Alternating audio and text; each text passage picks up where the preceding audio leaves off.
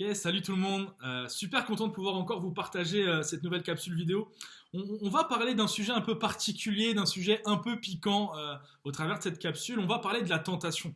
Alors tu vas me dire peut-être, mais attends, quel est le rapport, Kevin, entre ce qu'on vit actuellement, le confinement, la crise sanitaire et la tentation? Bah, le rapport, tu vas le trouver dans le fait que certaines de nos tentations vont être amplifiées dans ces temps de confinement. Je me suis rendu compte que moi, personnellement, pendant ce temps de confinement, j'ai souvent envie d'aller ouvrir la porte du frigo pour manger. Plus que d'habitude. Alors déjà que d'habitude, j'ai souvent envie, mais alors là, c'est amplifié et c'est beaucoup plus fort. Et je me suis dit, mais en fait, ces temps de confinement amplifient nos tentations et augmentent nos tentations. Et c'est normal en réalité, puisque lorsqu'on a du temps, lorsqu'on a peu d'occupation, ou même lorsque pour certains on est seul, bah ça paraît logique que la tentation s'amplifie, puisque on fait face un peu plus à nos pensées, et nos pensées sont un peu plus libres d'aller où elles veulent. Et pendant ces temps particuliers, beaucoup ont du temps et beaucoup ont peu d'occupation. En tout cas, certains ont peu d'occupation, beaucoup font du télétravail ou s'occupent de leurs enfants. Et vraiment, je vous encourage, je sais que c'est pas facile. Et certains même sont seuls chez eux. Alors je trouvais vraiment que c'était pertinent et utile de vous parler de ce sujet. Et j'aimerais commencer par vous décrire ce qu'est la tentation. Au travers d'une courte définition que j'ai trouvée sur internet et que je trouve simple mais tellement pertinente. Cette définition nous dit, la tentation ce n'est pas le fait de pécher. La tentation, c'est une incitation à pécher. Et il y a une vraie différence à cela. Il y a une différence entre le fait de braquer une banque et le fait qu'un ami me décrive les intérêts que j'aurais à braquer une banque pour me donner envie de l'accompagner dans son braquage. Je ne sais pas si vous comprenez la nuance. Alors quand tu comprends ça, lorsque tu comprends en réalité que le problème ne vient pas de la tentation, mais que le problème vient de ce que tu vas en faire, le fait que mon ami me donne envie de braquer une banque ne me porte pas de préjudice face à la justice. C'est pas parce qu'il vient et il va me donner envie de braquer la banque que je vais avoir des problèmes face à la justice. Par contre, si je succombe à cette tentation qu'il m'amène, si je succombe au fait de braquer la banque, bah là ça va m'amener au tribunal. Ça risque de m'amener devant de sérieux problèmes. Et le problème, on le comprend bien à travers de cette image, ce n'est pas d'être tenté, mais c'est de succomber à la tentation, c'est de savoir ce que tu fais de la tentation. Maintenant, attention, ce n'est pas parce que la tentation n'est pas un problème en soi que nous devons jouer au super spirituel et désirer être tentés. J'ai grandi à l'église lorsque j'étais petit et j'entendais des chrétiens dire que Dieu m'envoie la tentation pour me parfaire en Christ, pour que je puisse grandir en Christ. Et je crois pas du tout que c'est l'état d'esprit dans lequel la Bible appelle l'église à être. Par exemple, dans la Bible, Matthieu nous dit « Veillez et priez afin que nous n'entrions point en tentation ». Et pourquoi il dit ça? Il continue, il dit « Parce que l'esprit est prompt, mais la chair est faible ».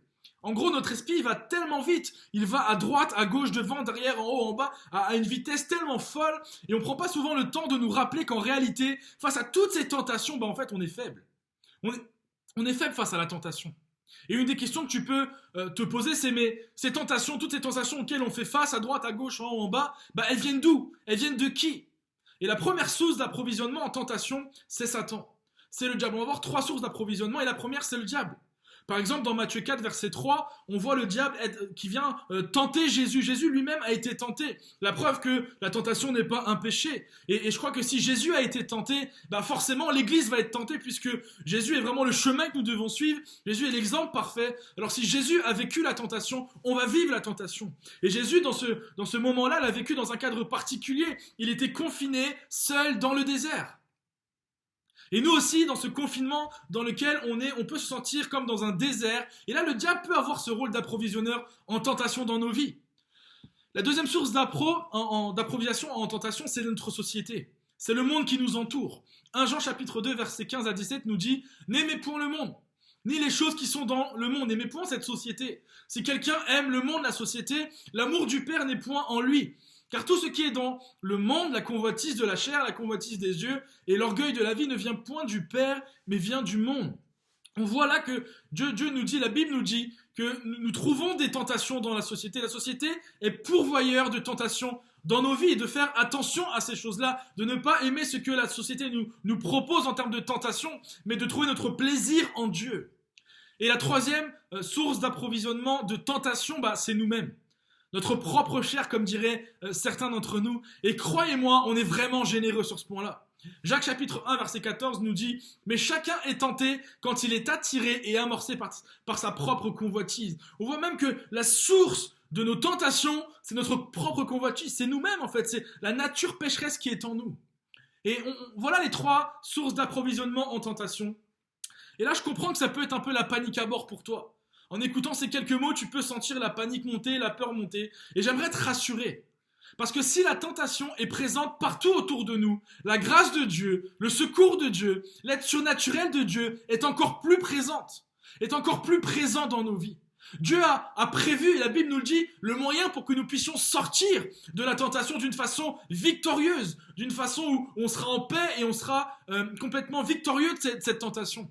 1 Corinthiens 10,13 nous dit « Aucune tentation ne vous est survenue qui n'ait été humaine, et Dieu qui est fidèle ne permettra pas que vous soyez tentés au-delà de vos forces. Mais avec la tentation, il préparera aussi le moyen d'en sortir afin que vous puissiez la supporter. » Moi, je trouve ça extraordinaire de voir que plus la source d'approvisionnement de la tentation sera forte, plus la source de tentation est forte, plus Dieu te donnera la force pour surmonter et supporter ça. Et c'est extraordinaire de voir que même la Bible nous dit que là où le péché abonde, la grâce surabonde. Et j'ai même envie de dire que là où la tentation abonde, la force de Dieu, l'accompagnement de Dieu, l'aide surnaturelle de Dieu va surabonder. Alors, là, si la tentation vient de qu'est-ce qu'on fait ? Si la tentation vient et la question c'est qu'est-ce qu'on fait ? Matthieu 26, 41 nous dit « Veillez et priez, afin de ne pas entrer en tentation. L'esprit est bien disposé, mais la chair est faible. » Puisqu'on va faire tous face à la tentation, on doit comprendre ce qu'on doit faire face à ça. Et lorsque j'ai lu ce verset « Veillez et priez afin de ne pas entrer en tentation », j'ai regardé la définition du mot « veiller ». Veiller, c'est se méfier. Veiller, c'est faire attention à quelque chose, c'est se priver volontairement de sommeil et c'est rester auprès d'un malade ou d'un mort. Et dans cette mission de veiller, puisque c'est un appel que Dieu nous donne en tant qu'Église face à la tentation, un appel à veiller, j'ai un conseil à te donner. Trouve un frère, trouve une sœur en qui tu as confiance, un frère ou une sœur qui aime Dieu, qui ne te jugera pas, et puis fais de lui ou fais d'elle un partenaire de mission. Je suis convaincu que la redevabilité nous évite bien des soucis. Alors, je crois qu'il faut que chaque chrétien et chaque chrétienne, et c'est vraiment un conseil et je l'applique dans ma vie, puisse trouver quelqu'un qui aura un droit de regard sur ta vie, qui te laissera toi aussi avoir un droit de regard sur sa vie, quelque chose de loyal, où il y aura de la redevabilité, pardon. Tu auras un droit d'accès sur sa vie, un droit de regard sur sa vie, et elle aussi. Et quand la tentation viendra, tu pourras l'appeler, ou de son côté, elle pourra t'appeler, ou il pourra t'appeler, ou faire une visioconférence dans les temps de confinement dans lesquels on est, pour en parler et pour prier ensemble. Et je crois qu'il y a une puissance dans la confession. Je crois que lorsque tu confies tes problèmes, tes tentations, tes péchés, tes combats, tes défaites, tes victoires, il y a une réelle puissance libératrice de Dieu qui descend sur toi. Et vraiment, je vous encourage à trouver un partenaire avec lequel tu vas pouvoir échanger tes combats, échanger tes difficultés, tes tentations, tes soucis. Et crois-moi, la puissance libératrice du Saint-Esprit viendra sur toi. Une des choses qui nous fait souvent tomber dans le piège de la tentation, c'est de ne voir que le moment présent. On croit que ce qui compte, c'est ce qu'on vit maintenant, sans prendre en compte les conséquences de nos choix pour le futur. Et je suis convaincu qu'une des stratégies de l'ennemi, par exemple, c'est de nous faire succomber à la tentation en nous faisant perdre toute perspective sur les conséquences de nos choix. Nos décisions face à la tentation auront et ont un impact sur notre présent. Mais il nous faut prendre conscience que nos décisions face à la tentation auront aussi un impact sur notre futur. Et quelqu'un a écrit qu'il est très important, et c'est super, ce qu'il dit c'est super bon. Il est très important de comprendre que dans chaque tentation, le véritable enjeu est toujours plus grand que la tentation en elle-même. Il y a un enjeu beaucoup plus grand que la tentation en elle-même. Et cet enjeu, c'est le péché. C'est la victoire sur le péché ou la défaite face au péché. Donc si tu fais face à la tentation, voilà réellement ce que je te conseille de faire. Premièrement, rappelle-toi que Dieu ne permettra jamais que tu sois tenté au-delà de tes forces. Donc toutes ces voix qui te disent que c'est trop dur, que tu vas pas y arriver, que c'est trop fort en toi, est un pur mensonge. Je t'invite maintenant à réellement, dans la prière, à prier pour ça, mais je t'invite vraiment à placer ta confiance en ce que Dieu dit dans sa parole et non pas en ce que la tentation te dit et en ce que toutes ces voix te disent dans ta tête.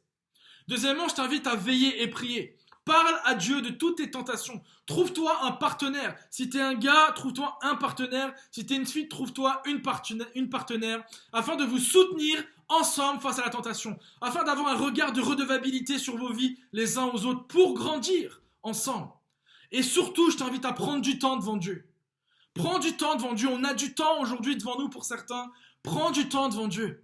Et laisse la puissance de Dieu t'aider dans ces moments. Laisse la puissance de Dieu libératrice du Saint-Esprit venir t'envahir et te libérer de la puissance du péché et de la puissance de la tentation. Et troisièmement, mon dernier conseil pour toi, c'est lorsque la tentation vient, ne te focalise pas sur l'instant présent. Ne reste pas juste concentré sur le plaisir éphémère que tu peux avoir ou l'avantage que tu peux avoir sur le court terme ou sur le temps présent. Prends en compte toutes les conséquences auxquelles tu feras face si tu succombes à la tentation. Demande au Saint-Esprit que lorsque la tentation vient, il puisse venir te révéler ces choses-là, les choses futures, les choses cachées, tout ce que tu peux perdre et tout ce que tu as à perdre dans ces moments-là si tu succombes à la tentation. Et j'aimerais terminer cette vidéo en m'adressant à tous ceux et à toutes celles qui ont déjà échoué face à la tentation. Et j'aimerais vous encourager et peut-être vous accompagner à vous relever au travers d'un verset dans 1 Jean chapitre 2 versets 1 à 2. Mes petits enfants, je vous écris ces choses afin que vous ne péchiez point.